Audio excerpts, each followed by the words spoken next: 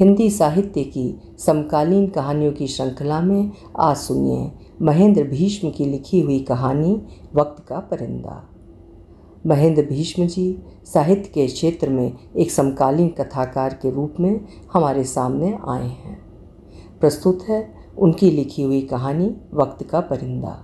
मेरी जुबानी, मैं हूँ सीमा सिंह। सर, हेड इंजरी है, जल्दी आ जाइए। ठीक है, आता हूँ। पेशेंट की एज कितनी है? सर, यही कोई 55 के आसपास। लखनऊ विश्वविद्यालय में प्रोफेसर हैं। यूनिवर्सिटी के वाइस चांसलर और काफ़ी लोग आए हुए हैं। अच्छा, आता हूँ। सुनो, पेशेंट को ऑपरेशन थिएटर में शिफ्ट करो। मुझे पहुँचने में तकरीबन 10 से 15 मिनट लग सकते हैं। रेजिडेंट डॉक्टर शशांक से बात खत्म होते ही डॉक्टर प्रसून ने रामदीन से कहा कि वो ड्राइवर अजय को गाड़ी लगाने के लिए कहे और स्वयं कप में शेष कॉफ़ी को पीने के बाद फटाफट तैयार होने लगे। स्वाभाविक आदतानुसार डॉक्टर प्रसून ने बालों में हल्की कंघी की, कपड़े पहने और लिफ्ट से नीचे आ गए। ड्राइवर अजय ने कार का गेट खोल दिया। अजय, मेडिकल कॉलेज जल्दी चलो और AC 3 नंबर पर कर दो। उफ़, जीवन की आपाधापी में कितनी सारी दुर्घटनाएं घटती रहती हैं। डॉक्टर प्रसून मोबाइल पर आए नोटिफिकेशन देखने लगे। चिकित्सा क्षेत्र में आए उन्हें लगभग 35 वर्ष हो चुके हैं। लखनऊ शहर के जाने माने सर्जनों में से एक उनका भी नाम प्रसिद्ध है। लंबे अरसे से वो किंग जॉर्ज मेडिकल कॉलेज में अपनी सेवाएं दे रहे हैं। उनके पढ़ाए हुए अनेक चिकित्सक आज देश में अपना नाम कमाते हुए कुशल चिकित्सक के रूप में जाने जाते हैं। ऑपरेशन थिएटर तैयार था। मरीज के सिर के हिस्से को छोड़कर शेष सब ढका हुआ था। जूनियर डॉक्टर ने डॉक्टर प्रसून को मरीज की ब्रीफ हिस्ट्री बताई। ऑपरेशन लगभग 2 घंटे चला। मरीज की सर्जरी सफल रही। अंत भला तो सब भला। मरीज का चेहरा डॉक्टर प्रसून ने न देखा, न देखने की ज़रूरत थी। प्रत्येक सफल ऑपरेशन के बाद डॉक्टर व उसकी टीम को अवर्णनीय तसल्ली मिलती है। आज भी डॉक्टर प्रसून सफल ऑपरेशन की तसल्ली साथ लिए अपने फ्लैट में वापस आ गए। नींद के पहले वो अपनी उस संगनी को याद करते हुए सो गए। जब वो BSc कर रहे थे तब की बात है। बनारस शहर के जाने माने चिकित्सक की इकलौती बेटी थी पारुल। नाम, रुतबा, शानो शौकत क्या नहीं था पारुल के पास। बावजूद इसके वो उस जैसे अनाथ गरीब लड़के को अपना दिल दे बैठी थी जो ट्यूशन पढ़ाते अपनी पढ़ाई और अन्य खर्चे उठा रहा था। गरीबी के कारण ही पारुल के सामने और एकांत में उसके नामी चिकित्सक पिता ने हद दर्जे की बेइज्जती और उपहास कर उसे बहुत आहत किया था। यही कारण था कि उसने संकल्प लिया कि वो पारुल के पिता से भी बड़ा चिकित्सक बनकर दिखाएगा, तब पारुल का हाथ मांगने जाएगा। इसी सोच और संकल्प के साथ उसने BSc की पढ़ाई छोड़ CPMT की तैयारी शुरू की और सफल रहा। अपनी इस सफलता की तैयारी के दिनों में और लखनऊ स्थित देश के सुप्रसिद्ध किंग जॉर्ज मेडिकल कॉलेज में अपना MBBS और MS पूरा कर सर्जन बना। इन वर्षों में उसने अपनी प्रेयसी पारुल से कभी कोई संपर्क नहीं रखा, जबकि उसी की याद में वो रात दिन खोया रहता था। डॉक्टर के रूप में किंग जॉर्ज मेडिकल कॉलेज में चयन होने के बाद वो पारुल के पापा से पारुल का हाथ मांगने बनारस पहुंचा। अफसोस, पारुल के पापा बनारस को छोड़कर कहीं चले गए थे। उनकी सही जानकारी देने वाला उसे कोई नहीं मिला। वर्ष दर वर्ष व्यतीत होते चले गए। प्रसून भी हार थक नियति से समझौता कर पारुल का पता लगाना बंद कर चुका था। यह किसी चमत्कार से कम नहीं था जब अगले दिन डॉक्टर प्रसून अपने रेजिडेंट डॉक्टर के साथ राउंड पर थे। तब लखनऊ विश्वविद्यालय की प्रोफेसर का चेहरा देखते ही डॉक्टर प्रसून सकते में आ गए। जिसका ऑपरेशन किया था ये तो उसकी पारुल है। वर्षों बाद मिली पारुल की वही छवि, वही गोरी रंगत लिए चितवन, काली घनी भवें, गुलाबी होंठ, अमृता प्रीतम जैसी नासिका, जिनको लेकर वो कहा करता था, तुम्हारा साहिर भी मैं ही हूँ और इमरोज़ भी मैं ही हूँ। उम्र का कोई खास बदलाव नहीं दिखा प्रसून को। इतने वर्षों बाद क्या उसकी तरह पारुल भी उसे तुरंत पहचान पाएगी? साथ खड़े रेजिडेंट डॉक्टर शशांक कौतूहल में पूछ बैठा, सर, क्या आप इन्हें पहले से जानते हैं? डॉक्टर प्रसून ने स्वयं को संभाला और धीरे से बोले, हाँ, हम साथ पढ़े हैं। अच्छा सर। कुछ आवश्यक निर्देश रेजिडेंट डॉक्टर शशांक को नोट कराते राउंड पूरा कर डॉक्टर प्रसून अपने विश्राम कक्ष में आकर पारुल की यादों में खो गए। अच्छा हुआ ऑपरेशन से पहले उसने पारुल का चेहरा नहीं देखा। पता चलने पर पता नहीं वो उसका ऑपरेशन कर पाते या नहीं। 2 दिन तक पारुल को होश नहीं आया था। डॉक्टर प्रसून सुबह शाम राउंड करते, पारुल को देखते, उसकी नब्ज टटोलते, माथे पर हाथ रखते और रेजिडेंट डॉक्टर को आवश्यक निर्देश देते। कलाई और माथे का स्पर्श डॉक्टर प्रसून को अतीत के स्पर्शों से जोड़ देता। वो स्वयं को किसी तरह संभालते। पारुल के होश में आने की बेताबी से प्रतीक्षा करते बीत रहे पल छिन्न प्रसून को भारी लग रहे थे। वर्षों बाद पारुल मिली तो एक उम्र गुजर चुकी थी। नित्य प्रति मरीजों को देखने के क्रम में प्रसून पारुल को देखते, उसके हालचाल साथ चल रहे रेजिडेंट डॉक्टर से ले लेते। तीसरे दिन सुबह सवेरे रेजिडेंट डॉक्टर शशांक का उसे फ़ोन आया। सर, प्रोफेसर मैम को होश आ गया है। डॉक्टर प्रसून का दिल धक धक कर उठा। कैसे मिलेंगे वो पारुल से? वर्षों बाद मिलेंगे वे। क्या पारुल उसकी तरह उसे भी एकाएक पहचान पाएगी? उससे क्या बोलेंगे वो? क्या होंगे प्रश्न उसके और क्या होंगे उत्तर मेरे? इसी उहापोह में प्रसून पारुल के बेड के पास पहुंच चुके थे। सर, मैम ने आंखें खोल दी। रेजिडेंट डॉक्टर के स्वर कानों में पड़ते ही डॉक्टर प्रसून ने पलट कर देखा। पारुल की आंखें जस की तस, पर वो उसे पहचान नहीं पा रही थीं। रेजिडेंट डॉक्टर ने प्रश्न किया, मैम अब आप कैसा फील कर रही हैं? हल्की खांसी के बाद पारुल ने नपे तुले शब्द बोले, अच्छा। जी मैम, आपका नाम क्या है मैम? पारुल ने पहली बार अपना मस्तक सिकोड़ते रेजिडेंट डॉक्टर को घूरा, जैसे पूछ रही हो ये कैसा बेतुका प्रश्न पूछ रहे हो। मैं प्रोफेसर पारुल कांत जायसवाल। जी मैम, धन्यवाद। सर को पहचानती हैं आप? सर ने आपका ऑपरेशन लीड किया। सर आपके? डॉक्टर प्रसून ने रेजिडेंट डॉक्टर शशांक का हाथ दबा उसे चुप रहने का संकेत किया। अच्छा।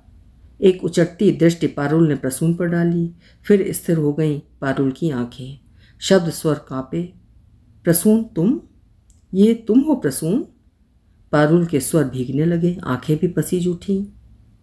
डॉक्टर प्रसून की दोनों हथेलियां पारुल के कांपते हाथ को स्वतः जकड़ने लगीं। वर्षों बाद ही सही, पर वही जोशीला स्पर्श था उसके प्रेमी प्रसून का। दिन व्यतीत होते रहे।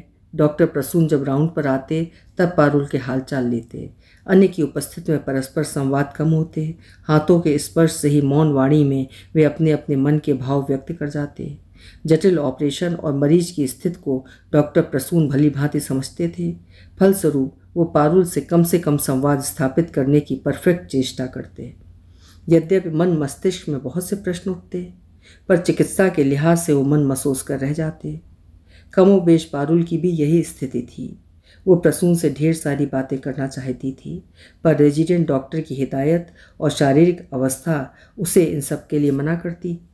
वो भी मन की बात मन में संजो लेती, इस उम्मीद के साथ कि जब स्वास्थ्य ठीक होगा तब करेगी ढेर सारी बातें। ऑपरेशन हुए 10 दिन बीत चुके थे और वो दिन भी आया जब अस्पताल से पारुल की छुट्टी होनी थी। डॉक्टर प्रसून ने रेजिडेंट डॉक्टर से बात की। पारुल के परिवार से जिम्मेदार व्यक्ति का नाम जानना चाहा। डॉक्टर शशांक ने बताया कि प्रोफेसर साहिबा को देखने बहुधा उनके स्टूडेंट ही आते हैं। हाँ, एक लड़की है मिनी रस्तोगी, जिसने ऑपरेशन के समय अपने आप को उनकी बेटी के रूप में प्रस्तुत कर फॉर्म में हस्ताक्षर किए थे। अच्छा। प्रसून ने अंदाजा कि हो सकता है कि मिनी पारुल की बेटी हो। खैर, वो दिन भी जल्दी आ गया। एकांत मिल गया दोनों को। वो डॉक्टर प्रसून का विश्राम कक्ष था। दाहिनी ओर की खिड़की अस्पताल के लॉन की ओर खुलती थी। बाहर फूल और क्यारियाँ थीं। डॉक्टर प्रसून के विश्राम कक्ष में अच्छी सफाई थी। वास्तु सज्जा देखते बनती थी। टेबल पर गुलाब के फूलों का पुष्प गुच्छ कक्ष की सुंदरता पर 4 चांद लगा रहा था। डॉक्टर प्रसून का कक्ष सकारात्मक ऊर्जा से भरा हुआ था। पारुल शांत भाव से टेबल के इस ओर डॉक्टर प्रसून की कुर्सी के ठीक सामने आकर बैठ गई। कुछ देर बाद मौन का क्रम टूटा। दोनों एक साथ बोल पड़े, और सुनाओ। फिर दोनों ठहाका मारकर हंस दिए। देर तक हंसते रहे। अपनी हंसी रोककर पारुल ने पूछा, तुम्हें मेरी याद आती थी? डॉक्टर प्रसून ने कहा, हाँ, हर समय तुम मेरी यादों में रहती रही हो। एक प्रश्न है तुमसे। पारुल ने बहुत दिनों से मन में दबा वो प्रश्न पूछा, तुमने मुझे ढूंढने की कोई कोशिश क्यों नहीं की? ये तुम कैसे कह सकती हो? तुम्हारे पिता के द्वारा मेरा जो उपहास उड़ाया गया, बेइज्जती की गई, तब मैंने संकल्प किया कि मैं उनसे भी बड़ा डॉक्टर बनकर दिखाऊंगा। मैंने अपनी बीएससी की पढ़ाई छोड़कर सीपीएमटी की तैयारी की। पहले ही प्रयास में मुझे अच्छा रैंक मिल गया और मैंने केजीएमसी से एमबीबीएस एमएस करने के बाद ही तुम्हें ढूंढने का संकल्प लिया था।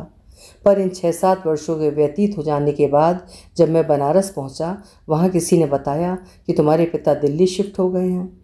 मैंने दिल्ली के तमाम अस्पतालों में तलाश किया, कुछ पता नहीं चला। तुम नहीं मिली तो नहीं मिली, मैं हताश हो गया। तुम्हें दिल्ली गलत बताया गया था। मेरे पापा ने चंडीगढ़ में एम्स ज्वाइन किया था। वहाँ कुछ माह बाद ही एक हादसा हुआ। कार एक्सीडेंट में पापा की मृत्यु हो गई। मैं अपने छोटे भाई बहनों और माँ के साथ रही। मैं परिवार में बड़ी थी। अकेले एकाएक दायित्वों का बोझ आ जाने से मैं हमेशा तुम्हें तुम्हारे सहारे को ढूंढती रही कि कभी तुम आओगे मुझे तलाश करते हुए। तुम्हारा कहीं कोई मुझे पता भी नहीं चला कि तुम कहाँ गए। बनारस के कुछ मित्रों से आग्रह किया, पर उन्होंने भी बताया कि जिस किराए के कमरे में तुम रहते थे वो मकान मालिक भी तुम्हारे बारे में कुछ ज़्यादा नहीं बता पाया। खैर छोड़ो, इतने वर्षों बाद तुम मिली हो। और सुनाओ, तुम्हारे परिवार के क्या हाल हैं? मेरे परिवार के? तुम बताओ पहले, तुम्हारे परिवार के क्या हाल हैं? हाँ, अच्छे हैं, सब ठीक है। क्या करते हैं तुम्हारे बच्चे? अब तो बहुत बड़े हो गए होंगे। मेरे बच्चे? हाँ भाई, क्या हुआ? कुछ नहीं, सब कुशल है। अच्छा, तुम्हारी बीवी कैसी है? मुझसे ज़्यादा सुंदर होगी। क्यों, इस वक्त कहाँ है? सुंदर तो बहुत है और मेरे दिल में रहती है। अच्छा, उसकी फ़ोटो तो दिखाओ। फ़ोटो देखकर क्या मिलेगा? दिखाओ तो सही, तुम्हारे मोबाइल में होगी। पारुल के उठाने से पहले प्रसून टेबल से अपना मोबाइल उठा लेता है। मैं मोबाइल में फ़ोटो नहीं रखता।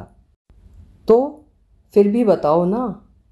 एकाएक पारुल की दृष्टि टेबल पर रखे डॉक्टर प्रसून के पर्स पर पड़ती है। वो उसे एक झटके से उठा लेती है। रुको पारुल, उसमें कुछ नहीं है, मुझे देखने दो ना।